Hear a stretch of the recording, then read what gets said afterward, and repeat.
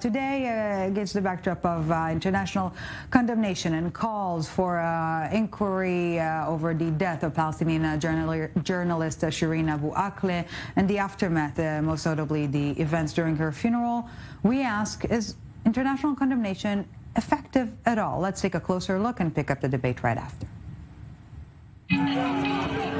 A deeply distressing scene at a ceremony intended for mourning, as violent clashes erupted at the funeral for Al Jazeera reporter Shireen Abu Akleh. Scenes of Israeli police rushing participants using force have triggered widespread international condemnation. Pushing back against a barrage of criticism, the Israeli police said in a subsequent statement that it intervened outside the hospital because rioters had seized the casket against the wishes of the family. But Abu Akleh's brother told the BBC that mourners were bombarded by officers as they left the hospital. The causes of the clashes still remains unclear, but several reported the throwing of objects and stones. Israel's police are set to investigate the cause of the clashes, and the UN has denounced the incident, calling for a fair and impartial investigation. Both the US and the EU have also spoken out against the incident, calling the scenes deeply disturbing. But will Israel's internal investigation lead to accountability? And will the words of global leaders make a difference? How effective is international condemnation? So let's get to it. How effective is international condemnation? My dear panelists, you know the rules. You each get 30 seconds to lay out your initial stance, and we pick up the debate right after. So, Gerard, take the lead. Well, thank you so much for having me. International condemnation is meaningless when it is biased and one-sided, which is something we've seen repeatedly directed towards Israel and the Jewish community. There wasn't international condemnation in the recent wave of attacks that has seen 19 Israelis killed, 3 Jews hacked to death, and globalized violence against Jews. International condemnation is only effective when it is properly directed and channeled at an actual cause, and that is not something we're seeing today. We're seeing a distorted narrative that's been hijacked by evildoers to fit their narrow propaganda purposes. Yeah, Gerard, thank you very much for this. Inon, the floor is yours. Yeah, thank you very much for having me too. I think that already the IDF started investigating itself and showing responsibility and taking the lead in verifying, clarifying what are the reasons and who shot. And I think that international condemnation as well as international interference in our conflict is very not effective and productive for the Israeli-Palestinian conflict.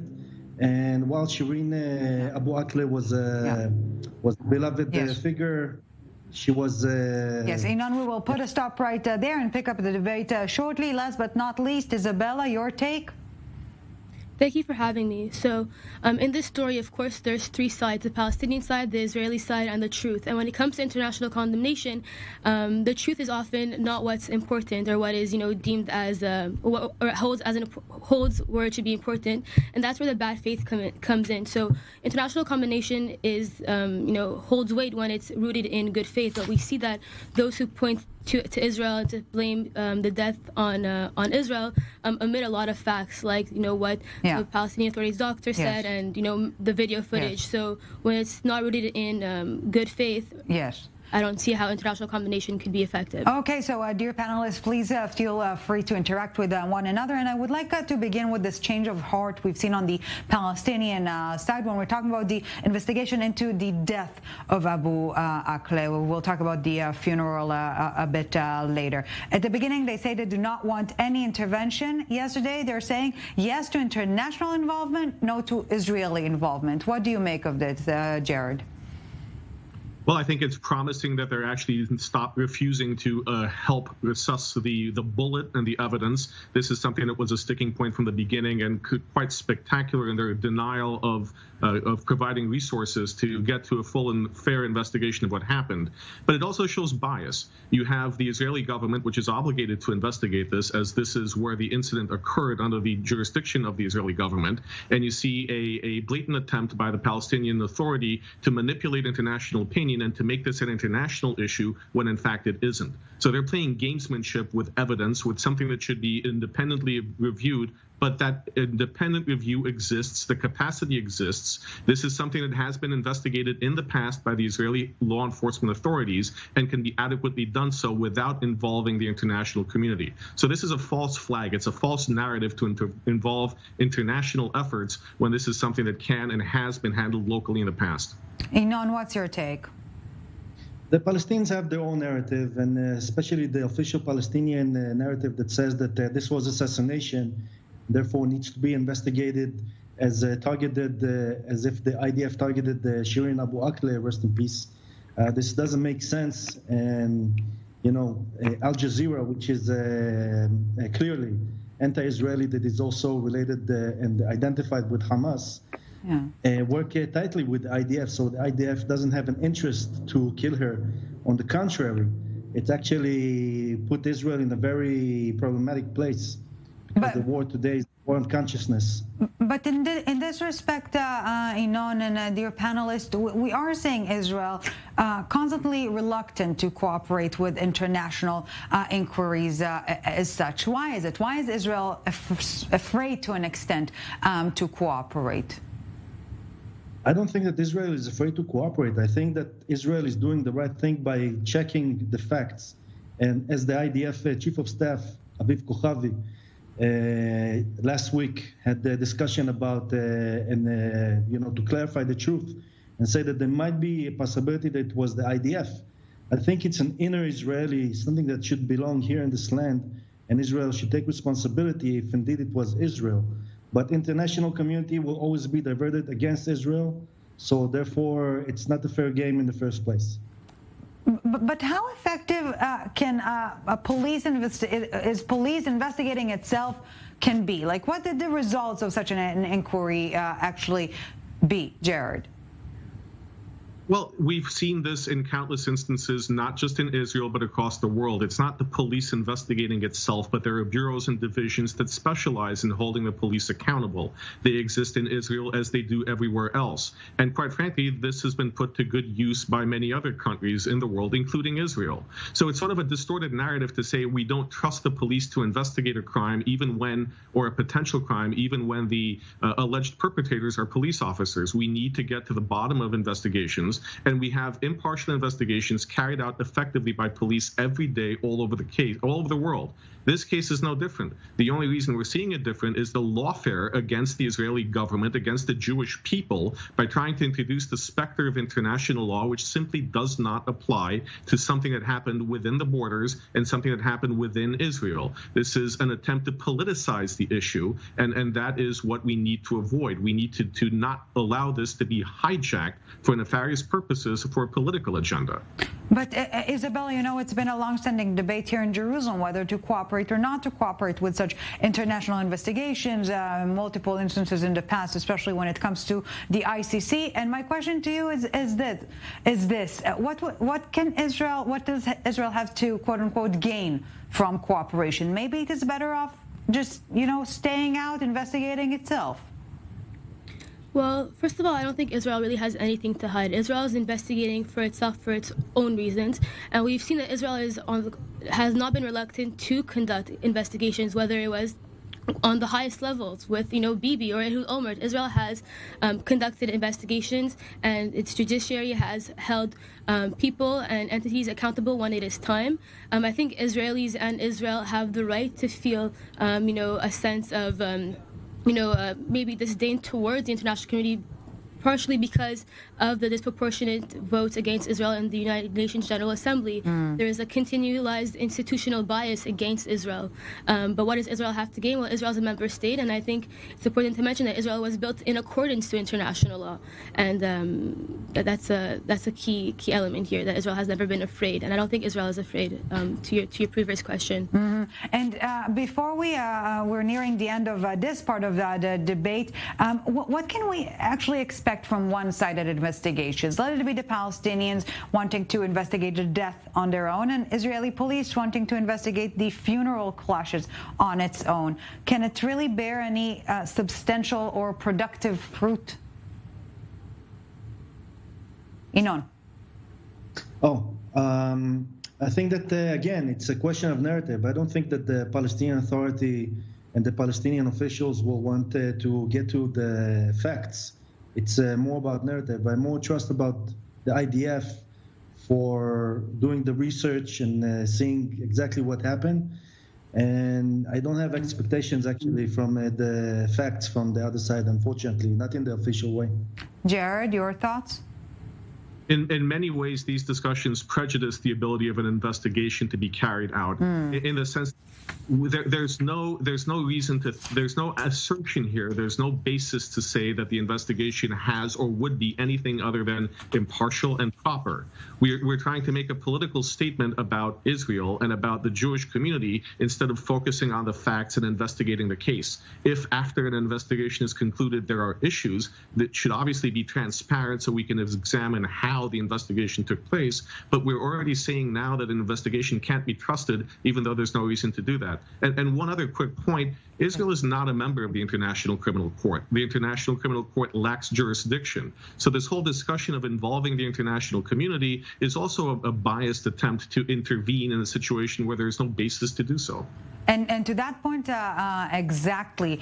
To an extent, maybe international involvement in this case is counterproductive, as in hindering any progress between the two sides. Perhaps echoing what Inon mentioned in his opening remarks. Ysabella? In some way. Yeah. Please. Well, speaking of investigations, what better way to hold an investigation than between the Palestinian Authority and Israel? Israel had offered the Palestinian Authority a joint investigation. They declined. So that raises questions as to why they declined, or why Shireen Abu Akleh's body was buried so quickly, or why the bullet wasn't investigated. I really am a strong believer in Palestinian and Israelis working together. So when it comes to international community involvement, we have seen time and time again that there is a clear institutionalized bias, especially at the United Nations. I personally wish that the PA would have accepted this joint investigation, because what a better way to hold each other accountable. Gerard, you wanted to comment? No, I completely agree. I think that's an excellent point. The investigation was offered from the very beginning to involve the Palestinian authorities, but this was declined. So this is political grandstanding. It's nothing more than that. It's that pure and simple. And in terms of international cooperation, I also wanted to point out, involving the international community is adverse to maintaining and developing a peace agreement between the Israeli people and the Palestinian people. It's imposing a settlement or a structure that needs to be reached freely and fully by the people involved in it. So saying that the International Criminal Court or the UN will come in and somehow impose its verdict, its decision, its opinion, its jurisdiction is detrimental to peace and has nothing to foster it. And my question to you, are international bodies immune to public opinion, or more accurately, should they be? Ysabella, what do you think? I think absolutely international bodies should not be immune to public opinion. And just like any other body that has a decision-making capability, like the UN General Assembly, it's important that we hold them accountable, because for example, with the General Assembly, it's the interests of states that are being voted on. Or let's say it's the ICC. No one is, or no body should be exempt from scrutiny, and that's what brings about impartiality when everyone has eyes on it, especially when it comes to an international body. Inon, what are your thoughts? I agree with Ysabella. I think that what's happening in the international arena is from the get-go is biased against Israel, and basically that's what I think. But you know what? Maybe perhaps to make the debate with the other examples, let's take Russia and Ukraine, for example. Is a third-party international investigation can be politics-free, or should be politics-free, Gerard?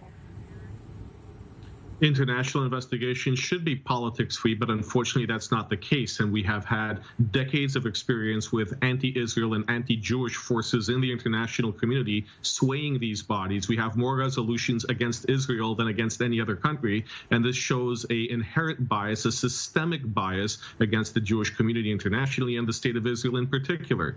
So this should be beyond politics, but unfortunately it's not. We aspire to have ideals, but we've allowed people to sway these bodies to the point that they've become ineffective, because they're biased, and they perpetuate the cycle of violence instead of stopping it. So what should Israel's policy be? Should it give up in advance, so to speak, and say, well, when it comes to the international court or the international public opinion, we're just sitting this one out because it appears to be there appears to be no way to win it, Inon? I want to try to speak about something different regarding that matter. I think that instead of us trying to say to the world how good we are and all that, I think that we need to take responsibility over our land and start to have discussions, real discussion with Palestinians, not the Palestinian Authority, but the Palestinian people, and start to create something here that will not, put us in a place of every time being under the blaming finger of the international community. Yeah, obviously, there's no way out of any real progress on the ground in this respect. But Gerard, what do you think Israel's policy should be in this respect? Not to even try and engage in the global game? It's not about engagement. Israel has and always will engage in the global game. It's about making sure that the game isn't rigged. It's about making sure that Israel follows what the law, international law, is as it's understood and as it has done, without falling for fake pressure to join bodies like the International Criminal Court, which don't have jurisdiction and should not be involved in this. I think Israel also needs to, denormalize the Jew hatred that occurs in these institutions. We need to point out that it's not. We have an intifada in word, if not in physical presence now, in which terrorist attacks are attacking Israelis and Jews on a daily basis. Whether it's in Israel or in New York City or in London or in Los Angeles, we have people calling for violence against Jews. And this is a global phenomenon that feeds on itself. We need, the state of Israel needs, it's the leader in setting forth the policy on what is good for the Jewish people in Israel and for Israel itself. But we need more leadership in calling out this bias and in fighting the systemic Jew hatred that's taken over institutions like the United Nations. So, Ysabella, what do you think is the right policy here from Israel's standpoint? I think it should be broken down somewhere that's a little bit more nuanced, like case by case, whether it's in international bodies like the United Nations or even NGOs. Let's take, for example, an extreme example of a biased NGO like Human Rights Watch. The leader of this organization, Ken Roth, has proved time and time again to have a systemic bias against Israel, and his reports are also rooted in, most of the time, misinformation. So when it comes to engaging with the international community, I think two things need to be really looked at. Number one would be funding. Where is the money coming from when it comes to an NGO? And when it comes to international bodies, I think it would have to do with a lot of it is bias and who's leading the inquiry. And we see that a lot of times those who are leading the inquiry have history of anti-Israel activism, or alleged activism, if you can call it that. So I think it should be broken down, and Israel should, of course, be open to being, an active member in the international community, as it is in so many other respects, leading in technology and so many other beautiful ways that Israel brings light onto the world. And Gerard, I would like to echo part of your earlier remarks. What teeth such a potential investigation can have, or simply put, can international law be enforced on the ground? Honestly, not really. It's a nice thing to aspire to, but this is not something that you can hail Israel or a perpetrator before an international tribunal. This is a case that must be investigated and prosecuted at the local level. And the international community only gets involved when there are higher levels, higher issues of international law involved. And as tragic and appalling as the death of Abu Akleh was, and as tragic and appalling is, the violence that we're seeing across Israel and across the Middle East, often perpetrated in hate, this is still something that needs to be investigated and prosecuted and dealt with at a local level. It's not something that normally raises to the specter of the international community. So it's somewhat of a false distinction to keep talking about international law and how it applies when it doesn't. This is an internal matter. This is a matter for Israel. It's a matter for the Palestinian Authority to investigate. It's not a matter for the International Criminal Court or for the United Nations to hold court on what is happening. And as we're nearing the end of our discussion, ladies and gentlemen, you've all alluded to it during our conversation. In our time and age, when the battle of narrative is being determined at such an early stage, is there even room or relevance to any proper, quote-unquote, traditional investigation? Inon? Well, I think, again, we are now fighting a battle, which is a battle for consciousness, which is being decided in the media, in the social media. And it's a battle that, Israel cannot win because we are outnumbered. But, in order to win and change the direction, I think that the first step that we need to do, we need to tell the international forces, whether they are pro or anti-Israel for sure, not to involve in our conflict and what's happening in our land, and take responsibility and sovereignty over all of our land, and to do it gradually, Be'ezrat Hashem. Ysabella, your final remarks? So I'm pretty sure murdering 3 Jews last week with an axe was against international law, but it seems as though international law, international inquiries aren't applied evenly when it comes to Israel. So my final remark on this would be that if we're going to talk about international law and inquiries, we need to apply it evenly, and I think that we shouldn't, just give up and put up a white flag and say Israel will never win the war of international law, or ideologically that we should push forward, and facts and truth will always prevail. And I think that begins with owning our story, and I think this reflects a greater problem, that the enemies of Israel will always use any tool, whether it be international law, to leverage their hate or their bias against Israel. I've heard of the term Mizrahi washing, or adding washing to anything else. My family fled Morocco and came to Israel and was saved by Israel. So when we see international law being leveraged, it's a claim that's pretty much recycled, and I think we should keep that in mind when speaking about this. Last but definitely not least, Gerard, please, the floor is yours.